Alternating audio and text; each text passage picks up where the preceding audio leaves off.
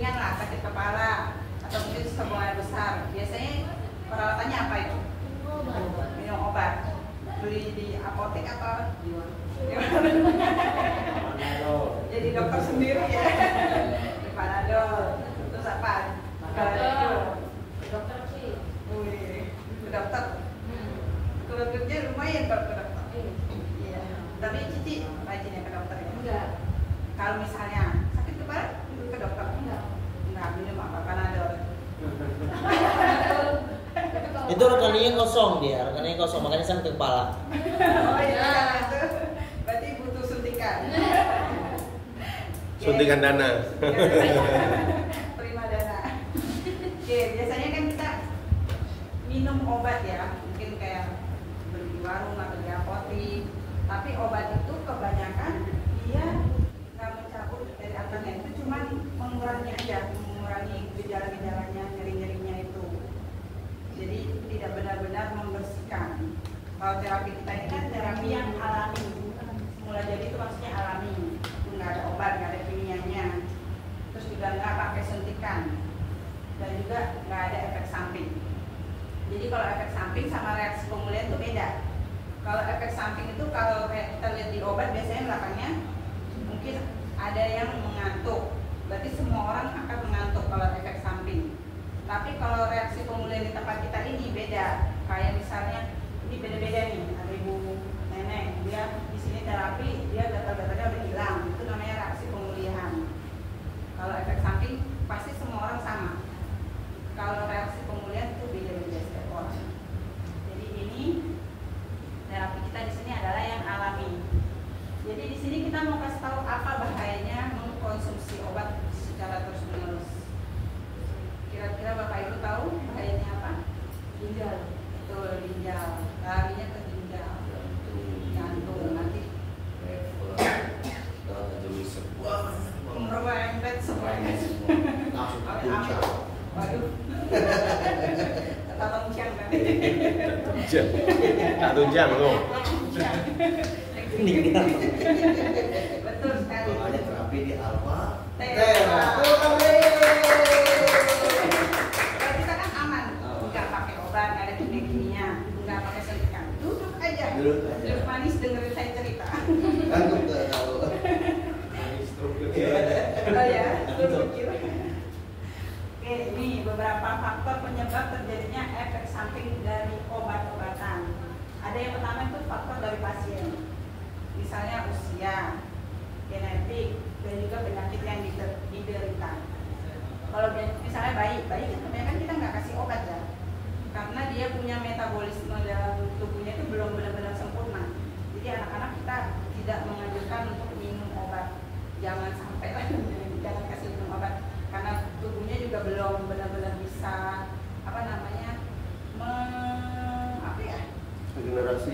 meregenerasi, juga menyesuaikan lah dengan obatnya itu. Kemudian juga kalau yang lansia mungkin kondisi tubuhnya juga udah menurun. Kebanyakan kalau lansia minum obat itu cuma masuk 50% ya Bang Dodi ya? Ya. Jadi dia minum obat itu, fungsi dari obat itu cuma masuk 50%. Nggak benar-benar dia bermanfaat 100%. Itu salah satunya. Kemudian juga adalah faktor obat, yaitu sifat dan potensi obat untuk menimbulkan efek samping seperti pemilihan obat, terus juga jangka waktu penggunaan obat, dan juga adanya interaksi antar obat. Masing-masing obat memiliki mekanisme dan tempat kerja yang berbeda, sehingga dapat menimbulkan efek samping yang berbeda. Jadi obat itu kan ada yang obat keras, terus juga jangka waktunya juga kita pakainya bagaimana, berapa lama. Terus juga obat A dengan obat B belum tentu dia cocok. Kita juga mesti hati-hati, itu bisa menimbulkan efek samping. Nah, jadi bagaimana mencegah munculnya efek samping itu? Yang pertama, kita harus baca dosis dan aturan pakai penggunaan obat sesuai dengan yang tertera di leaflet atau yang diresepkan. Jadi nggak boleh sembarangan minum obat ya hari ini. Misalnya pagi lupa minum obat 1, selangi di siang. Saya tadi pagi lupa nih minum obat nih. Di siangnya dia minum. minumnya 2 atau misalnya pagi cuma 1, siang 1, malam 1. Dia bilang pagi dia lupa minum obat, jadi siangnya minum 2, langsung 2 butir, itu juga nggak boleh. Ya, sesuai penggunaannya, harus sesuai dengan resep yang disebutkan. Terus yang kedua itu penggunaan obat sesuai indikasi yang jelas dan tepat sesuai yang tertera di leaflet atau yang diresepkan. Jadi obatnya harus sesuai, misalnya kalau sakit kepala yang ini obat sakit kepala. Terus ada juga kemarin yang nggak bisa tidur, dia minum obat fix formula 4 biar dia bisa ngantuk. Iya itu obat batuk, tapi dia biar ngantuk gitu kan. Dia selalu kalau minum fix 4 itu dia bisa tidur. Padahal itu bukan obat tidur. Itu obat batuk. Iya sih, memang itu bisa ya. Kebanyakan obat batuk kan bisa bikin ngantuk. Karena dia merasa itu benar, dia udah diminum aja terus. Padahal dia nggak batuk ya. Kandungannya juga berbeda. Kemudian berikan perhatian khusus terhadap penggunaan dan dosis obat pada bayi, pasien usia lanjut, dan pasien dengan penyakit hati atau ginjal. Jadi ada perhatian khusus untuk bayi ya, itu saya bilang tadi, dia metabolismenya belum benar-benar sempurna. Jadi juga harus hati-hati kalau ngasih obat. Kemudian juga yang pasien usia lanjut juga kan metabolismenya juga udah menurun, udah kurang ya, udah agak lambat bisa dibilang. Terus juga yang ada sakit hati,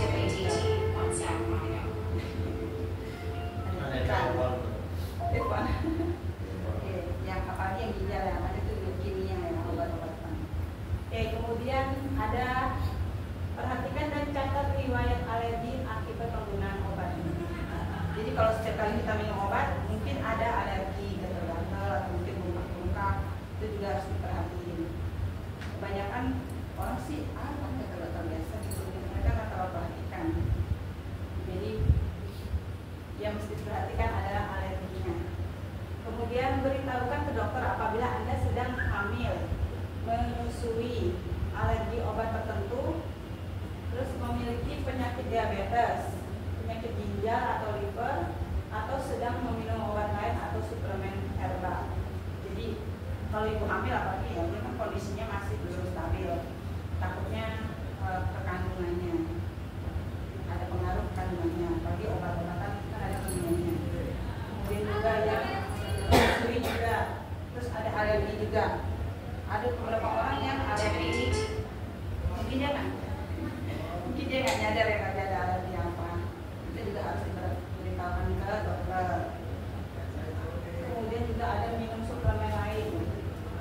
Mungkin nanti dokternya ngasihnya nggak cocok suplemennya dengan obatnya juga bisa. Jadi itu juga harus diperhatikan.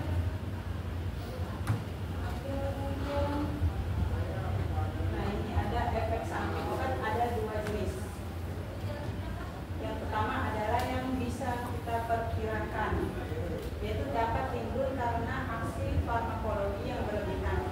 Misalnya penggunaan obat anti diabetik oral menyebabkan efek samping hipoglikemia dan hipotensi pada pasien stroke yang menerima obat hipertensi dosis tinggi. Jadi contohnya itu kalau misalnya pasien stroke, dia dikasih obat, bisa ada reaksi seperti kalau namanya hipoglikemia itu darah rendah, itu bisa jadi darah rendah, dan juga ada hipotensi. Kalau yang hipoglikemia itu udah gula darah rendah, kalau hipotensi itu darah rendah, tensinya rendah. Kemudian gejala penghentian obat dapat menimbulkan munculnya kembali gejala penyakit semula atau menimbulkan reaksi pembalikan terhadap efek farmakologi obat sehingga pasien memerlukan dosis yang makin lama makin besar karena penghentian obat. Misalnya hipertensi karena penghentian obat. Jadi kalau misalnya kita berbiasa nih minum obat sedar tinggi, terus kita berhenti, terus kita minum lagi, malah dia dosisnya harus lebih banyak lagi. Ada kemungkinan dosisnya harus lebih banyak lagi. Itu yang efek samping yang bisa diperkirakan.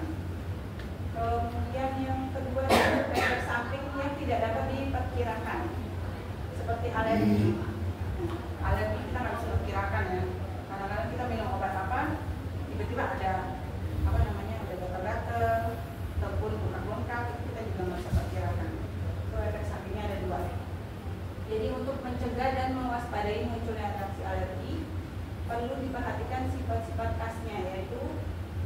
keluhan dan gejala ditandai reaksi imunologi seperti ruang kulit, gatal dan sesak napas. Terus reaksi dapat terjadi pada kontak ulangan. Seringkali datang gangguan waktu antara minum obat dengan munculnya efek samping, dan juga reaksi hilang bila obat dihentikan. Jadi kalau alergi itu dia kadang-kadang bisa ditandai dengan bengkak itu tadi, juga gatal, juga bisa sesak napas. Itu yang alergi. Dan itu bisa terjadi berulang.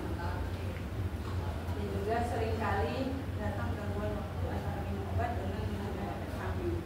Jadi habis minum obat terus ada efek sampingnya. Dan juga efek sampingnya itu hilang kalau tidak minum obat. Itu yang alergi. Tiada perlu. Jadi kalau dari kita total itu semua penyakit gampang masuk ke dalam tubuh kita. Semua kuman penyakit itu bisa masuk ke tubuh kita karena darah kita fungsinya adalah untuk mengangkut seluruh nutrisi dan oksigen ke seluruh tubuh.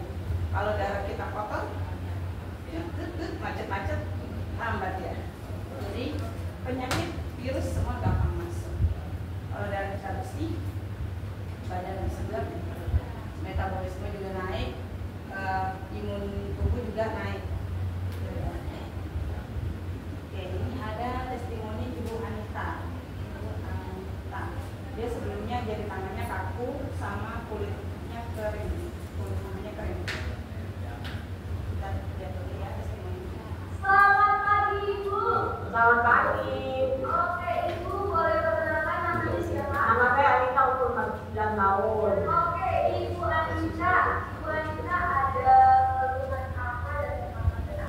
Ya biasanya kalau bangun tidur tuh badannya pas injek lantai tuh kayak ketusuk-tusuk. Sekarang udah enakan. Terus juga jadinya kaku. Udah enakan. Dan juga sebelumnya juga kulit ininya kering nih, kayak Pak Rias juga. Kulitnya jadi lebih lembab. Sudah bagus lah. Jadi juga kaget ya. Berapa hari ini? 1 hari. 1 hari. 1 hari terapi.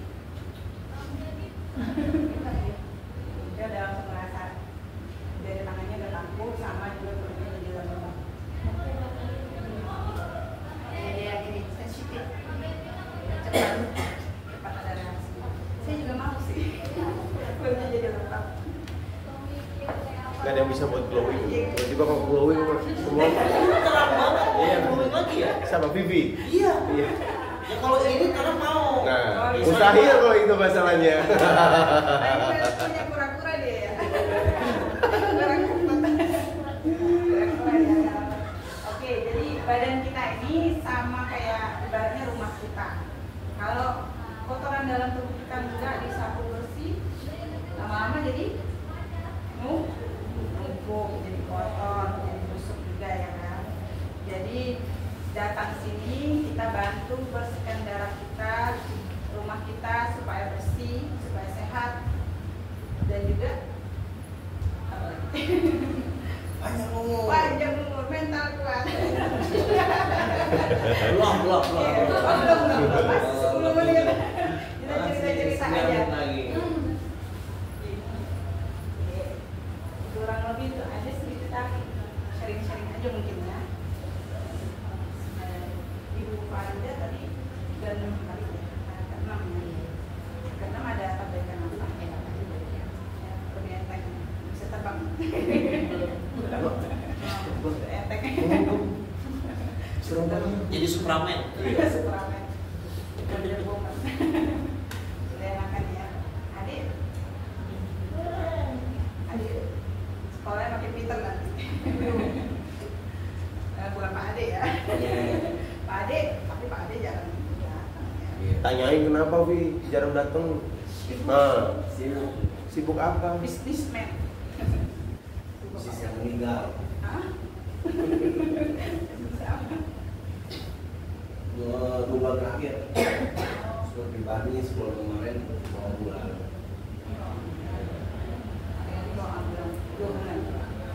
Pribadi 2 bulan, 2 bulan sebulan. Jadi nggak balik ke sini. Enggak. Bawa ambulan. Dua Jawa.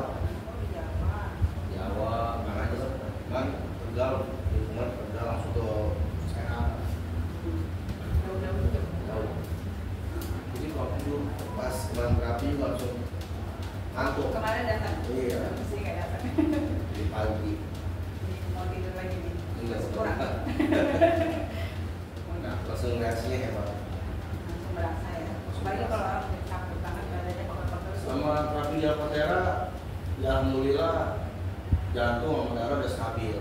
Biasanya potensi jantungnya tinggi, darahnya rendah. Darahnya rendah, jantungnya tinggi. Jadi kebalik.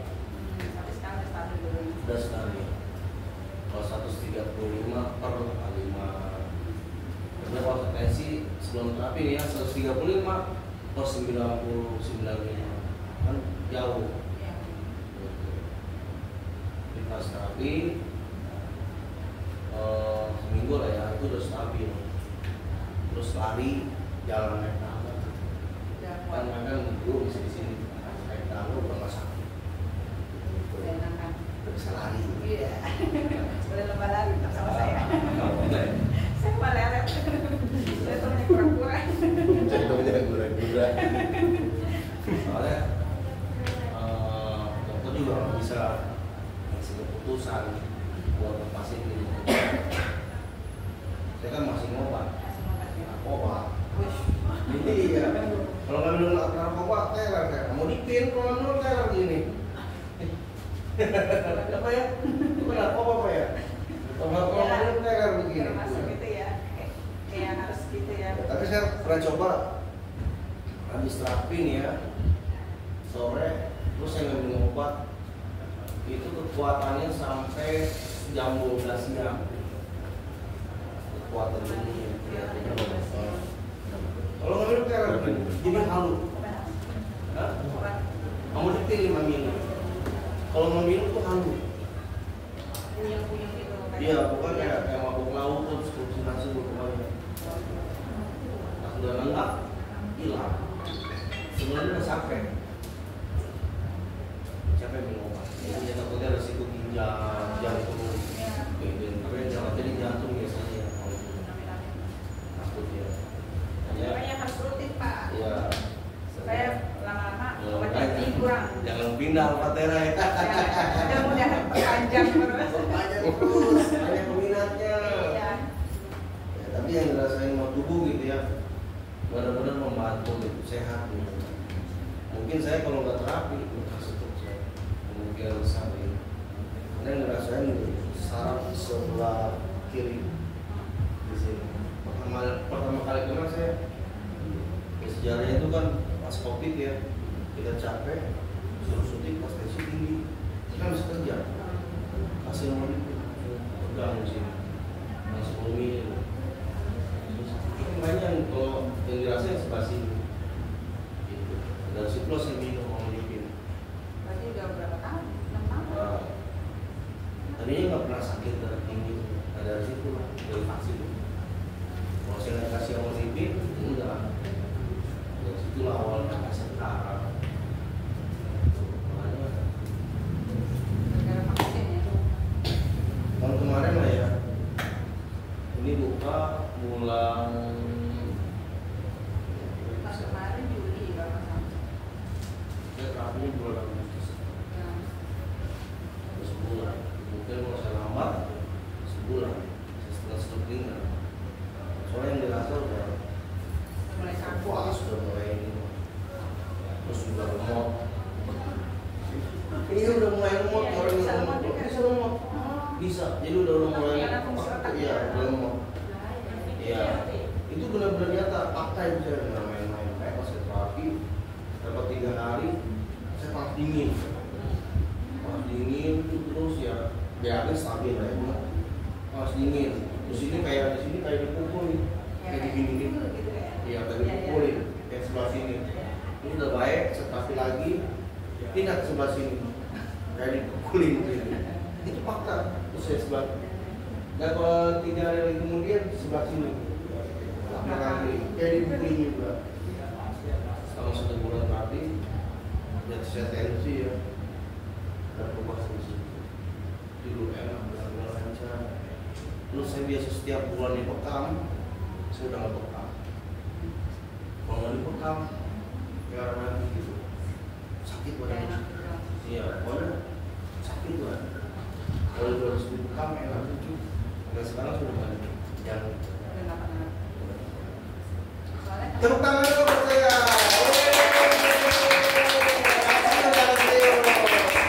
Dua menit lagi. Ikut sisa fakta. live kita dapat testimoni live dari dari Pak Ya, Ade. fakta. Ada perbaikan. Kita berharap Bapak Ibu di sini juga bisa dapat perbaikan, Perbaikan. bisa sehat, bisa ada manfaatnya di sini. Usia hanya berusaha yang menentukan yang kuasa. Betul. Iya, kita kan harus sehat. Menentukan yang kuasa. Tepuk tangan dong, Mudah-mudahan lanjut terus. Amin. Tahun sampai Amin. Amin. Mudah-mudahan bisa. Boleh bawa istrinya dulu Pak, diajak sini. Lagi ujian nanti ya. Ya, jadi harus belajar dulu. Belum mulai libur ya. Belum. Nanti kalau udah selesai, bawa ke sini. Iya, benar sekali. Ya, amin. Kalau anak-anak juga bagus, Iya. jaga. Pagi anak-anak kan suka di mana-mana. Ya. Kayak apa? Kayak area terus pokoknya insan-insan lumayan. Iya. Bisa ngerti. Coca-Cola. Banyak makanya. Bagus adalah air putih dan pilih apa Tera. Setiap hari minum alpha amlodipin sudah berapa lama, Pak? Dari start awal sampai sekarang. Ya dari pas itu aja pas covid Sampai sekarang. sampai sekarang. Berapa tahun berarti? Berapa lama sudah? Hampir 2 tahun? Setahun? Lebih loh. Lebih. Kan covid itu 2019. Sekarang 2025. Selain amlodipin apa lagi? Nggak ada. Amlodipin aja. 5 mili. Pernah terlambat minum amlodipin nggak?